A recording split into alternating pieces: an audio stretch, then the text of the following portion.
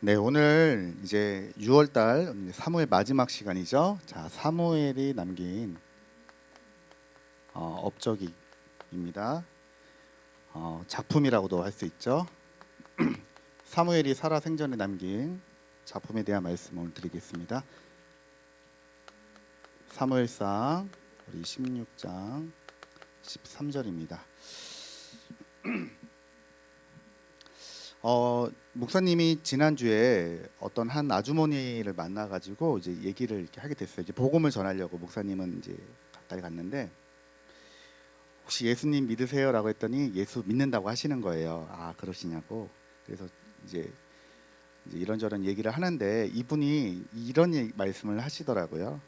목사님 이제 큰일 났다는 거예요. 뭐가 큰일 났습니까 했더니 지금 코로나19로 많은 사람들이 지금 많은 피해를 받았는데 이제 더 큰 이제 문제가 온다는 거예요. 그래서 그걸 어떻게 아시냐고 물어봤더니 아주 유명한 예언가가 계시대요. 유명한 예언가가 계시는데 이 사람이 코로나19가 터질 거를 예언을 했다는 거예요. 예언을 했는데 이 사람이 한 번 더 예언을 했대요. 가을을 기점으로 해가지고 엄청난 또 문제가 올 건데 이거는 완전 변종이라서 백신이 나와도 또다시 이게 변이가 되기 때문에 치료가 되지 않는 그런 문제가 지금 코앞에 왔다는 거예요. 지금 큰일 났다는 거예요. 그래서 도대체 누가 예언을 했습니까? 라고 했더니 어느 이렇게 유명한 예언가가 있대요. 이 교회에서. 그래서 그 사람이 5월 달에 이태원에서도 퍼질 걸 맞췄다는 거예요. 예언을. 그래서 5월쯤 돼서 또 한번 크게 터질 거다라고 예언을 했는데 이것도 맞췄다는 거예요. 그래서 지금 가을쯤 돼서 지금 큰일 났다는 거예요. 그래서 대화가 잘 안 되죠. 목사님이 오면서 참 어떤 생각을 했냐면은 참 어렵겠구나라는 생각을 많이 하게 되었어요. 교회를 다녀도 참 어렵겠구나. 예전에 그 목사님도 그렇고 우리 가정도 그렇고 또 우리 부모님은 보면요 어려웠거든요. 신앙생활을 하면서도 참 어렵다는 생각을 많이 했어요. 참 힘들다, 어렵다. 왜 하나님께 기도하는데 응답이 없을까? 뭔가 우리 마음은 왜 편하지 않을까? 그런 생각을 많이 했어요. 여러분 그 TV에 보면은 이제 우리 가끔 이렇게 연예인들 나오잖아요. 연예인들이 안 좋은 소식 들어보면은 이상하게요 기독교인들 많습니다. 이렇게 장례 치를 때 보면은 이 십자가를 가지고 장례를 치러요. 그 말은 무슨 말이죠? 교회를 다니는 사람이란 말이죠. 교회를 다니는데 자살을 하거나 또 이렇게 어려움을 겪거나 이런 일들이 막 터지는 거예요. 왜 그럴까요? 우리 렘넌트들이 분명한 이 답을 가지고 가야 됩니다. 자, 마태복음 16장 13절에서 20절 말씀에 보면은 예수님께서 제자들에게 질문을 하시죠. 이 굉장한 중요한 내용이에요, 여러분들. 많이 들었겠지만 굉장히 중요한 내용입니다. 예수님이 질문을 했어요. 뭐라고 질문을 하셨냐면은 제자들에게 물어 이르시되 사람들이 인자를 누구라 하느냐. 사람들이 나를 가리켜서 지금 뭐라고 하느냐라고 예수님이 질문을 하신 거예요. 그랬더니 제자들이 뭐라고 얘기했어요? 예수님, 저희가 사람들한테 예수님에 대해서 소식을 들어보니까요 뭐라고 얘기를 하냐면요 예수님은 마치 세례 요한과 같다라고 얘기합니다. 여러분 세례 요한은 예수님과 동시대 때 활동했던 선지자였죠. 어떻게 보면 성경의 마지막 이제 선지자라고 할 수 있어요. 근데 이 사람이 어떤 일을 했냐면 그 사회의 정의 불의를 보고 불의를 참지 못하고 옳은 말, 바른 말, 정의를 외쳤던 사람이었어요. 마치 예수님을 보면서 예수님이 하시는 그 사역을 보면서 그걸 봤다는 거예요. 예수님도 성전에 가셔서 어떻게 하셨죠? 장사하는 자들에게 채찍을 휘두르시고 상 뒤엎으시고 예수님이 내 아버지 집을 성전을 장사하는 집으로 거짓의 도굴로 만들지 말라. 내 아버지 집은 기도하는 곳이다 라고 하면서 이 불의한 모습을 보고 막 예수님이 했단 말이에요. 그래서 사람들이 예수님은 세례 요한과 같이 사회가 이렇게 불의를 당하고 어려움을 당하는 약자들의 대변에서 뭔가 이렇게 말을 해주는 그런 정의의 사도와 같은 그런 사람으로 사람들이 생각을 하고 있었던 거예요. 그리고 또 뭐라고 얘기하냐면요, 더러는 예수님 그렇게 말하는 사람도 있고요, 또 어떤 사람은요 예수님을 엘리야라고도 합니다. 여러분, 구약 시대 때 가장 능력의 선지자가 누구냐면 바로 이 엘리야예요. 그 마태복음 17장의 변화산에서 예수님이 이제 갔을 때 두 명의 구약의 선지자, 구약의 인물이 나타나죠. 누구였죠? 한 명은 모세였고 한 명은 엘리야였어요. 모세하고 엘리야는 이스라엘 백성들 구약 시대 때 가장 존경하는 인물이에요. 특히 모세는 말씀을 대표하는 사람이라면 이 엘리야는 능력을 대표하는 사람이에요. 엘리야가 기도하니까 죽은 사람도 낫고요, 기도하니까 비가 3년 반 동안 안 오고요, 또 기도하니까 갑자기 하늘에서 불이 떨어지기도 하고요, 병든 사람도 낫고요. 어마어마한 능력이 나타났던 사람이 엘리야. 심지어 엘리야는 어떻게 됐어요? 마지막에 어떻게 됐죠? 죽음을 보지 않았어요. 왜? 불마차 불병거를 타고 회오리 바람 타고 올라갔단 말이에요. 그래서 예수님이 하시는 그런 기적들을 보니까, 예수님이 막 병든 사람 낫게 하시고 귀신 들린 사람 낫게 하시고 이런 모습을 보니까 예수님은 마치 구약의 엘리야와 같은 일을 하시는 그런 선지자라고 생각을 한다는 거예요. 또 뭐라고 얘기하느냐, 어떤 이는 예레미야다.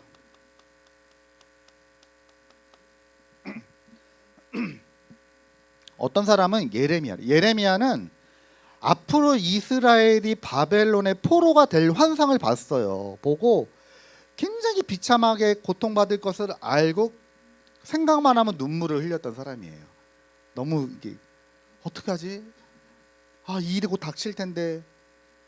거기에 대해서 굉장히 눈물을 흘렸던 사람이에요. 그래서 예수님은 약하고 어려운 사람들을 위해서 눈물을 흘려주시고 그들의 손을 잡아주시고 뭔가 이 구제나 박애 활동을 이제 상징하는 인물이에요.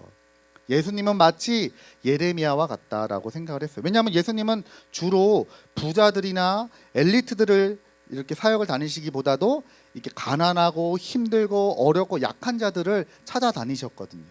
그래서 예수님은 마치 예레미야와 같다라고 얘기했어요. 그리고 사람들이 또 뭐라고 얘기해요? 그리고 예수님은 그냥 선지자 중에 한 명이라고 생각을 했대요. 선지자 중에 하나이다. 자,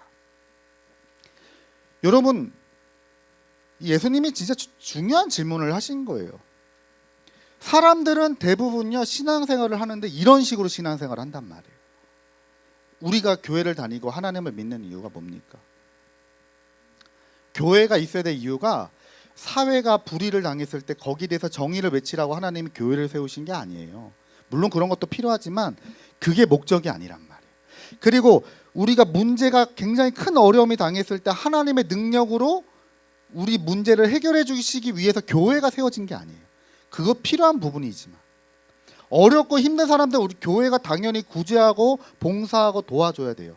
그런데 그것 때문에 교회가 있는 게 아니에요. 그런 식으로 이제 그렇게 알고 신앙생활을 하면요 계속 어려움을 당하는 거예요. 그랬더니 예수님이 제자들에게 물어보셨죠. 뭐라고 물어보셨어요? 야, 그래? 사람들은 그렇게 생각한다고? 그러면 너희는 나를 누구라고 생각하느냐? 그러면 사람들은 그렇게 생각하는데 너희들은 나를 어떻게 생각하냐? 너희들이 날 따라다니고 있잖아 지금. 너희는 나를 봤을 때 뭐라고 생각하니? 라고 예수님께서 질문하시니까 예수님의 제자 중에 시몬 베드로라고 하는 사람이 이렇게 고백을 했어요. 뭐라고 고백을 했냐면 주는 그리스도시요 살아계신 하나님의 아들이십니다. 이렇게 고백을 했어요. 이 고백을 하니까 예수님이 굉장히 기뻐하셨어요. 봐 요나 시몬아, 내게 복이 있구나. 이것을 너에게 알게 한 이는 혈육, 부모님이 아니고 가족이나 친척이 아니라 교수님이 아니라 하늘에 계신 내 아버지께서 너에게 이것을 알게 하셨구나. 이 말씀을 하셨단 말이에요. 그러니까 예수님이 누구시라고요? 그리스도로 오신 거예요. 예수님은 세례 요한의 일도 하셨고 엘리야의 일도 하셨고 예레미야의 일도 하셨지만 이거는 예수님을 설명하기 위해서 그런 일을 하신 거지, 예수님이 이 땅에 오신 것은 그리스도로 오셨단 말이에요. 이 말이 무슨 말입니까? 예수님이 그리스도다. 이 말은 우리 인간이 창세기 3장 사건이죠. 창세기 3장 1절에서 6절 사건을 보면요, 아담과 하와가 하나님 말씀에 불순종하여 하나님이 먹지 말라고 하는 선악과를 먹게 되죠. 그로 인해서 우리 인간에게 어떤 문제가 왔어요? 하나님을 떠나게 되었어요. 하나님 떠남. 이 문제가 찾아왔단 말이에요. 그리고 우리 인간에게 어떤 문제가 있어요? 하나님을 말씀에 불순종하는 죄를 짓게 되었어요. 그래서 로마서 3장 23절에 보니까요, 모든 사람이 죄를 범하였음에 하나님의 영광에 이르지 못한다. 모든 사람이 죄를 갖고 있다는 거예요. 이 말은. 그러면 무슨 죄를 얘기해요? 남을 때린 죄, 미워하는 죄 이런 거예요? 아니잖아요. 과학적으로 보니까 우리 사람은 하루에 한 8번 정도 누구나 거짓말을 다 한대요. 그러니까 목사님도 살면서 하루 동안에 몇 번 거짓말 한다는 거예요? 8번 거짓말을 한대요. 모든 사람들이. 예. 근데 이 죄는 거짓말하는 죄를 얘기하는 게 아니에요. 혹은 남을 때리거나 미워하거나 마음으로 행동으로 짓는 죄를 얘기하는 게 아니래. 하나님의 약속을 깨뜨린 죄를 얘기하는 거예요. 그래서 이 죄는 아담과 하와 이후의 모든 인간이 가지고 있는 문제예요. 이 얘기를 하는 거예요. 그리고 우리 인간에게 어떤 문제가 있어요?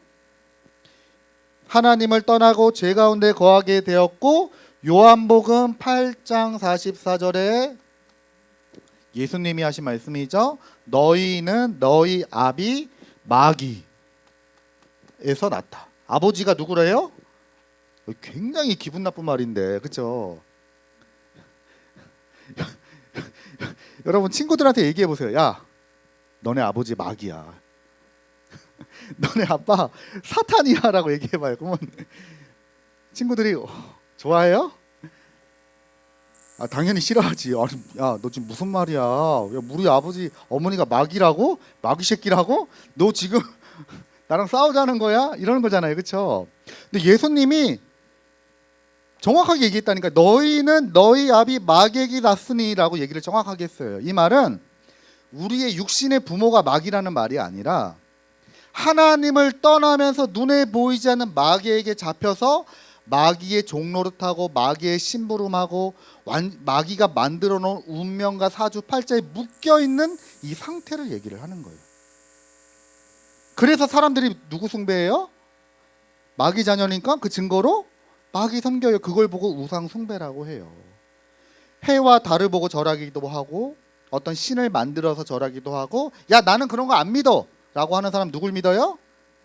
야, 나 자신을 믿어. 나 자신이 사탄이잖아. 그치? 우상이 된 거예요. 그러니까 이게 우상 숭배하는 거예요. 그래서 예수님이 그리스도로 오셨다 이 말은요, 이 세 가지 문제를 해결하시기 위해서 오셨다라는 거예요. 예수님이 어떻게 오셨어요? 그리스도라고 하는 말은 기름 부음 받은 자라는 뜻이에요. 여러분 나중에 우선이 저기 우리 효담이한테 얘기했는데 나중에 쳐보라니까요. 네이버에 쳐보세요. 그리스도 딱 쳐보세요. 뭐라고 나오는지 아세요? 기름 부음 받은 자라고 뜻 나와요. 그러니까 이 그리스도라고 하는 단어의 뜻이 기름 부음 받은 자라는 뜻이에요. 그러면 이게 도대체 무슨 말이냐? 하나님께서 구약에 새 직분을 세울 때 머리에 기름을 부었어요. 이 사람은 구별된 사람입니다. 이 사람은 이 직분을 감당하기 위해서 하나님이 구별되어서 택한 사람이다라고 기름을 머리에 부었단 말이에요. 그 사람이 새 직분이 뭐냐면 첫 번째가 선지자예요. 이 선지자라고 하는 말은 선지자가 했던 일은 어떤 일이냐면, 여러분 우리 인간은 하나님이 계시고 우리 사람이 여기 있게 있으면요, 원래는 하나님과 우리 사람이 이렇게 소통이 되었어요. 하나님을 떠나기 전에는. 그런데 우리 인간에게 죄가 들어오면서 이 길이 끊어진 거예요. 우리 인간은 하나님께 나아갈 수가 없어요. 그전에는 하나님이 나타나셔서 말씀도 주시고 가르쳐 주시고 함께 했는데, 하나님과 동행을 했는데, 우리 인간이 창세기 3장 사건으로 여기 이 문제가 들어오면서 하나님과 관계가 단절되었어요. 그래서 그 이후로는 우리 사람이 하나님을 보면 어떻게 돼요? 어떻게 돼요? 죽어요. 그래서 여러분 그 사사기들 보면은 뭐 성경이 많이 나오죠. 뭐 기드온이라고 하는 사람이 그 주의 천사를 보잖아요. 하나님을 본단 말이에요. 그러니까 난 죽었구나, 나 큰일 났습니다라고 해요. 왜냐? 죄인인 우리 인간이 하나님을 만나면 심판을 받아야 돼요. 심판. 죄에 대한 심판을 받아야 되는데, 죄에 대한 결과가 뭐죠? 죽는 거예요. 죄의 삭시 사망이라고 심판받아야 돼. 그래서 우리 인간은 하나님께 나아갈 수 없어요. 그래서 중간에 하나님께서 선지자를 딱 두신 거예요. 선지자를 두셔서 하나님이 선지자를 통해서 말씀을 주시고, 선지자는 다시 사람들에게 말씀을 전했어요. 하나님이 이렇게 말씀하셨습니다. 여러분, 하나님이 이렇게 하라고 하셨습니다. 이렇게 하나님의 말씀을 중간에서 전달했던 사람을 누구라고 한다고요? 누구라고 한다고? 선지자라고 해요. 그럼 예수님이 그리스도라고 하는 말은 예수님이 선지자로 오셨다는 거예요. 정확하게 말하면 선지자의 일을 완성하기 위해서 오셨다는 거예요. 그래서 요한복음 14장 6절, 내가 곧 길이요 진리요 생명이니. 예수님이 길과 진리요 생명으로 오셨어요. 나로 말미암지 않고는 아버지께로 올 자가 없다. 예수님만으로만 하나님께 나아갈 수 있는 길이 되는 거예요. 그게 그리스도예요. 예수님이 주는 그리스도시요 살아계신 하나님의 아들이십니다. 이 고백은 예수님 정말 대단하셔요. 예수님 최고입니다. 예수님은 모든 걸 다 하실 수 있어요. 이런 말이 아니라, 예수님은 하나님을 떠난 문제를 해결하기 위해서 오신 참 선지자로 오신 바로 그분입니다라고 말하는 거예요. 그게 그 선지자예요. 그리고 두 번째입니다. 죄. 여러분, 구약 시대 때는요, 죄를 지으면 어떻게 해요? 죄 사함을 받기 위해서 반드시 제사를 드렸어요. 하나님 앞에 제사. 그러니까 내가 죽어야 되는데 흠없는 양이나 소나 가난하고 어려운 사람들은 비둘기를 가져다가 그것을 잡아서 뭘 내요? 피를 내요. 피를 내고 내장 이런 거 다 뜯어내고 피를 낸 다음에 그것을 하나님께 불태워서 없애는 제사를 드렸단 말이에요. 근데 특히 소나 양을 가지고 제사를 드릴 때 그 소나 양을 누가 잡았냐면요, 제사장이 잡는 게 아니라 그 가축의 주인이 잡는 거예요. 목을 따는 거야. 목을 따서 피를 콸콸콸콸 내야 돼요. 그리고 그 전에 머리에 손을 얹고 기도한단 말이에요. 누가 기도한다고요? 그 죄인이 하는 거예요. 그래서 내가 죽어야 되는데 나 대신 이 제물이 죽음으로 인해서 내 죄가 사해진다라고 하는 제사를 드렸단 말이에요. 당시에. 그러면 그렇게 되면 그 문제가 해결이 되는 거예요. 그리고 1년에 한 번은 대제사장이 지성소에 들어가서 하나님께 이 제사를 드렸어요. 하나님, 올 한 해 동안 우리가 지은 모든 죄를 용서해달라고 죄를 지었단 말이에요. 그 일을 했던 게 바로 제사장이에요. 그럼 예수님이 그리스도로 오셨다는 말은 이 제사장을 세울 때 머리에 기름을 부었거든요. 예수님은 제사장의 일을 완성하기 위해서 오셨다는 거예요. 예수님 어떻게 하셨어요? 다른 양이나 짐승을 갖고 하지 아니하시고 본인의 몸으로 십자가에서 친히 제물이 되어 주셔서 십자가에서 모든 물과 피를 다 쏟으시고, 그렇죠?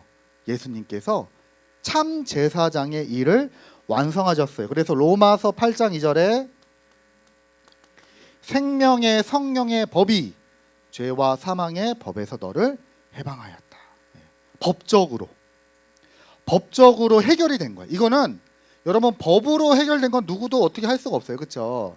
판사가 예를 들어서 우리 건우를 보고, 건우가 예를 들어서입니다, 나쁜 짓을 해서 잡혀왔는데, 이게 판사가 딱 보고 양쪽의 변호인과 검사 측의 말을 다 듣고, 아니다, 이거 법적으로 봤을 때 증거가 부족하고 건우가 안 그랬다라고 해서 판사가 판결을 내린 거예요. 뭐라고?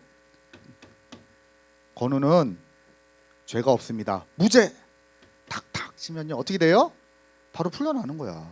법적으로 누구도 뭐라고 못해. 그러면 그렇죠?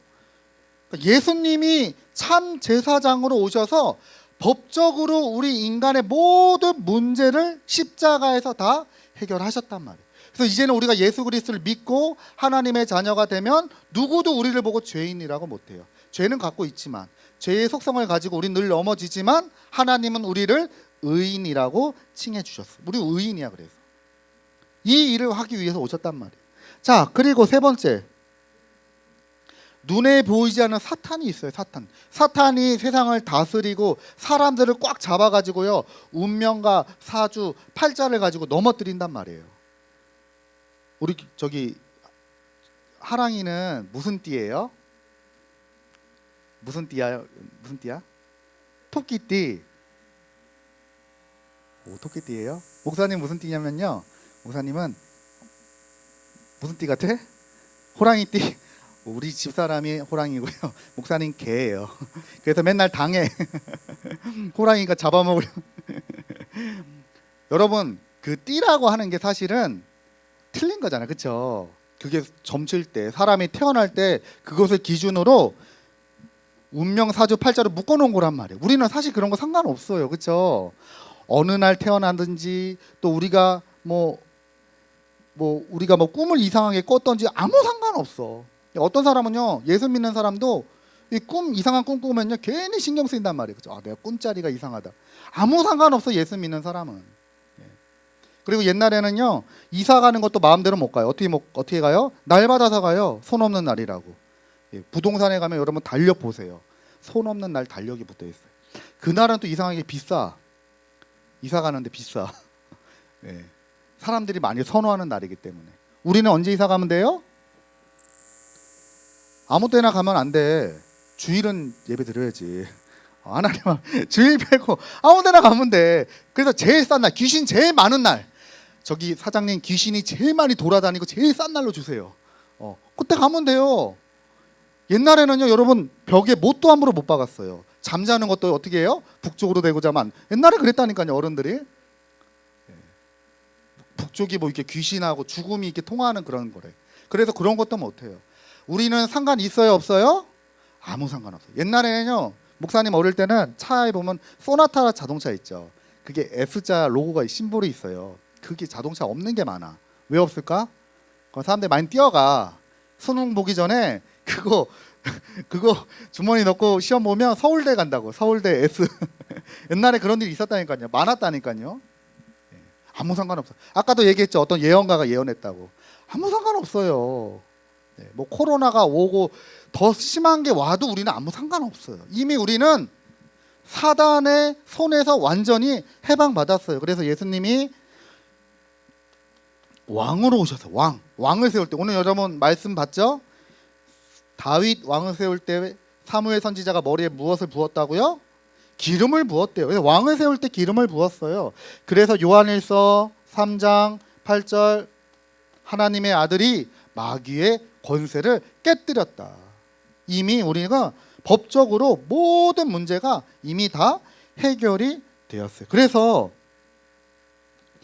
이것을 전달하는 것이 이제 우리가 이 예수님의 이 복음을 누리고 이것을 전달하는 것이 우리 구원받은 하나님의 자녀가 하는 신앙생활입니다. 그러니까 이렇게 신앙생활하면 아무 문제가 없는데 이걸 다 빼놓고요, 이렇게 신앙생활을 하는 사람들이 너무나 많아요. 그리스도가 누군지를 몰라. 예수 그리스도를 정확히 모르고 열심히 하면요, 여러분 큰 고통 받아요. 더 힘들어요.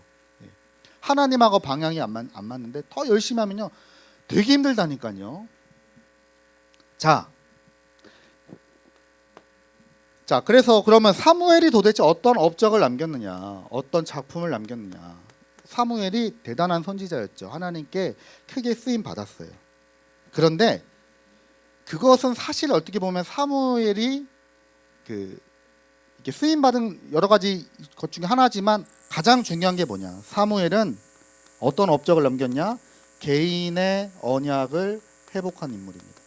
이스라엘 백성들이, 목사님 얘기했잖아요. 언약궤가 도대체 뭔지를 몰라요. 언약궤 안에 담겨 있는 이 복음은 딱 모르고, 마치 여러분 그 자동차에다가 뭐 십자가 이렇게 달고 운전하면은 그 뭐라고 해요? 지켜준다 이거야. 운전 안전하게 지켜주신대. 누가 지켜주셔요? 십자가 예수님이 지켜주신대. 그리고 옛날에는요, 잠이 안 오고 막 이상한 꿈 꾸면 뭐 비고 자요? 성경책 비고 자. 하나님 지켜주신다 이거야. 네. 성경책이 중요한 게 아니라 성경책 안에 담겨 있는 하나님의 말씀이 중요한데, 그렇죠? 근데요, 이스라엘 백성들이 언약궤 메고 나가면 전쟁에 이긴다, 이 말은 무슨 말이에요? 언약궤 안에 복음은 잃어버리고 마치 그것이 우리 모든 문제 해결이 되는 것처럼 그것만 알고 있는 거예요. 그래서 이스라엘 백성들이 언약이 희미하고 없어졌을 때 하나님께서 사무엘을 통해서 개인이 먼저 언약을 딱 회복해요. 힘들고 어려울 때, 문제가 왔을 때 언약궤 가까이, 언약궤 곁에서 잠을 자고 언약궤를 통해서 하나님의 말씀을 듣게 됩니다. 이게 사실 사무엘이 남긴 제일 중요한 업적이에요. 그리고 두 번째가 뭐냐면 미스바 운동입니다. 본인이 이것을 누렸는데 본인의 응답으로 끝나는 게 아니라 이제는 이스라엘 백성들에게 다 이걸 전하는 거예요. 지금 우리들의 문제는 복음이 없어서 그렇습니다. 여러분, 우리가 힘이 없어서 블레셋의 공격을 당하는 게 아니라 복음을 놓치고 복음을 누리지 못해서 그렇습니다. 그래서 여러분들은 다 어디로 모이라고요? 미스바로 모이십시오. 그 사람들이 거기 와서 우상을 깨뜨리고 하나님 앞에 회개하고 금식하며 언약 속으로 들어가게 되죠. 이걸 중요한 일을 했단 말이에요. 사무엘이 남긴. 자, 그리고 사무엘이 남겼던 또 업적 중에 가장 또 중요한 것 중에 하나가 뭐냐면 바로 렘넌트들에게 언약을 전달한 겁니다. 언약 전달. 언약을 본인이 가지고 있는 것으로 끝나는 게 아니라 이것을 후대들에게 전달했어.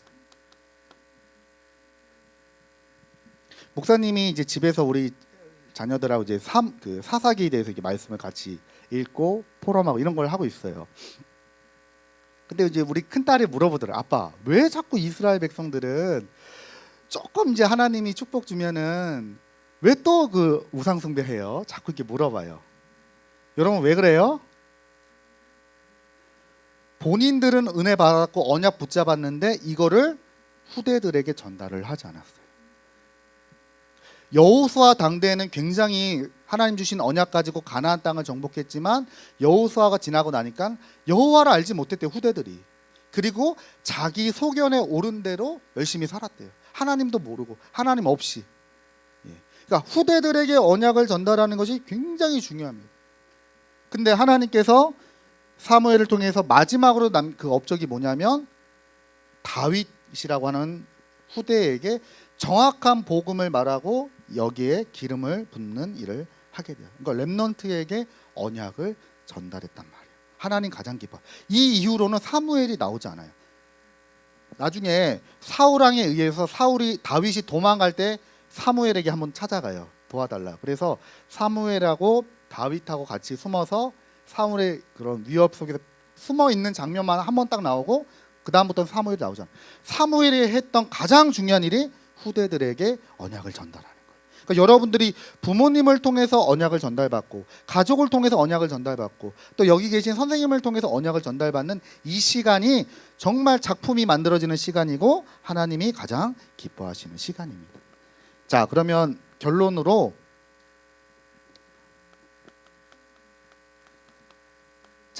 그러면 이 예수가 그리스도 모든 문제 해결자라고 하는 이 복음을 우리 렘넌트들이 이제 삶을 통해서 누리려면 무엇을 해야 될까요?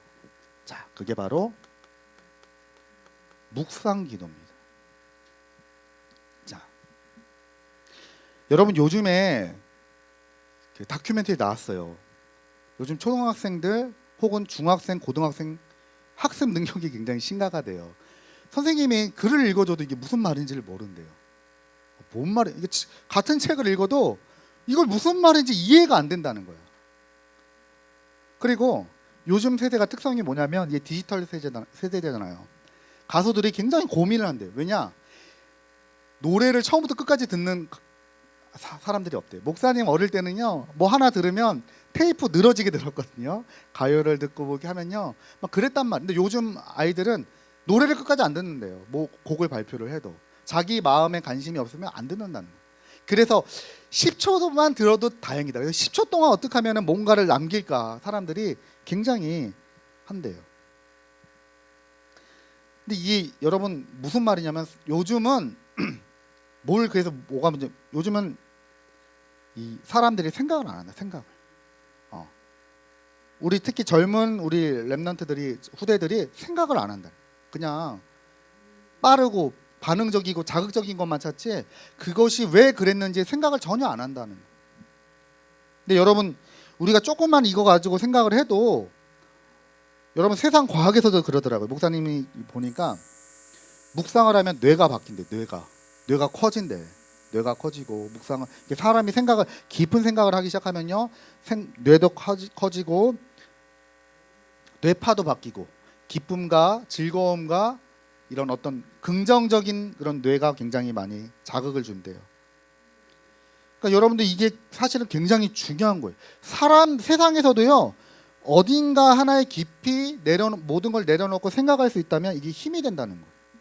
근데 우리가 살아계신 하나님의 말씀을 가지고 여러분들이 생각할 수 있다면요 여러분 이거는 어마어마한 축복과 응답입니다. 이게 진짜 엄청난 축복이에요. 그래서 묵상을 도대체 그러면 어떡하냐. 자, 이 말씀을 여러분들이 딱 붙잡고요. 우리가 말씀이라고 그러면 기도수첩 혹은 강단의 말씀 있죠. 이거를 여러분들이 말씀에 집중을 하는 거예요. 딱 집중. 그리고 두 번째로 중요한 게 뭐냐면 여러분 특히 기도수첩이나 강단의 말씀을 가지고 집중을 해서 이것을 요약을 해보세요. 요약. 한 두 줄 정도로.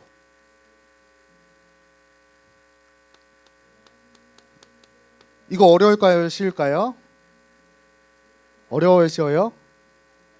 이게 쉬우면 쉽고요. 어려우면 굉장히 어려운 겁니다. 왜냐하면 말씀의 내용이 굉장히 많기 때문에 이걸 내가 두 줄로 요약을 한다? 이거 굉장히 쉽지 않아요. 그럼 두 줄로 요약을 하려면 어떻게 될까요? 사람이 생각을 해야 돼요. 아 이게 무슨 내용일까? 도대체 나에게는 어떤 게 내게 필요한 내용일까? 하나님은 도대체 내게 어떤 말씀을 주시려고 할까? 여러분들이 이게요 굉장한 기도예요. 이 다윗이 가장 잘했던 기도가 바로 이 기도였어요. 여호와를 말씀을 주야로 묵상하는 이 기도를 가장 잘했단 말이에요. 하나님의 말씀을 다 붙잡고요. 이거를 나의 말씀으로 여러분들이 두 줄 정도로 요약을 한번 딱 해보세요. 그러면 여기서 뭘 잡느냐? 그거 가지고 기도하는데 기도 제목이 나와야 돼. 기도 제목이. 묵상하는 것, 생각하는 것으로만 끝나면 안 되고 이 요약된 것을 가지고 여러분들이 기도 제목을 만드는 거예요. 그러면 이게 여러분 사실 별거 아닌 것 같은데 이거 하는 시간이 굉장히 가치 있고 중요하게 여러분들이 여겨지면요 여러분 사실 이게 영적으로 굉장히 큰 힘을 얻는 시간이에요. 우리가 이게 기도는 사실 되게 많아요. 근데 이제 하나씩 목사님 말씀을 드리면 이 묵상이라고 하는 기도가 사실은 눈에 보이지 않는 영적 세계를 가장 강하게 움직일 수 있는 기도가 묵상 기도예요. 그러니까 여러분들이 요거를 한번 도전해요. 그러니까 이거를 안 하니까 부모님들이 뭐라고 얘기하느냐. 목사님 기도 수첩 사야 됩니까? 기도 수첩이 너무 깨끗합니다. 이번에 사야 될지 고민이 됩니다. 그래서 형제가 있으면 한 권으로 줄여야 될 것 같아요. 이러고 이런 얘기가 나오는 거예요. 여러분 그래서요 이거 요약을 하려면 이게 중요한 내용이다 싶으면 뭐도 쳐야 돼요? 줄도 쳐야 돼요. 줄도 치고 이게 어떻게 요약을 할까? 이게 무슨 말일까? 여러분 생각을 해야 된다니까요. 그럼 여러분들이 이거 가지고 딱 기도 제목까지 나왔다 이러면요 이게 진짜 이제 아주 수준 높은 묵상 기도가 되는 거예요. 이거 어른들도 잘 안 돼요. 어른들도 이렇게 하는 기도는 되는데 말씀을 가지고 이 말씀이 도대체 하나님 원하신 게 뭔지 깊이 있게 생각하고 읊조리고 이게 잘 안 된단 말이에요. 여러분 때 다른 것 들어가기 전에 우리 랩런트들이 이걸부터 한번 도전을 해보세요. 그래서 이번 한 주간 여러분들이 말씀을 가지고 말씀도 요약해보고 거기 그것을 가지고 기도 제목도 잡고 그리고 여러분들이 그 말씀 이러면요 이게 딱 내 마음에 남게 돼요. 그럼 이거 가지고 오늘 하루 동안 살아가면서 이거 가지고 포럼하고 이거 가지고 적용하고 이거 가지고 답을 주는 거예요. 그러면 이 말씀이 살아있는 말씀이 되고 능력의 말씀이 되는 거예요. 그럼 그리스도의 능력을 여러분들이 체험한다니까 진짜로. 예. 진짜 선지자, 제사장, 왕 대신 그리스도를 이제 여러분들이 말씀을 통해서 현장에서 확인하고 체험하시게 될 겁니다. 자, 그래서 이번 한 주간도 여러분들이 말씀 붙잡고, 특히 사무엘은 이렇게 업적을 남겼어요. 여러분들도 복음을 업적으로 가지고 남기고, 또 기도 수첩을 작품으로 좀 남기고, 여러분 이런 귀하고 복된 한 주간 되시길 주님의 이름으로 축복드립니다. 기도하겠습니다. 하나님 감사드립니다. 많은 사람들이 복음을 모르고 그리스도를 정확히 몰라서 갈등하고 넘어지고 문제와 사건 가운데 어려움을 겪고 있는 이때, 하나님께서 우리에게 분명한 복음을 주시고 복음을 깨닫게 하신 하나님 감사드립니다. 이번 한 주간 살아가면서 이 복음을 풍성하게 누리고 전달하며 작품을 남기는 귀하고 복된 한 주간이 되게 하여 주옵소서. 예수 그리스도 이름으로 기도드립니다. 아멘.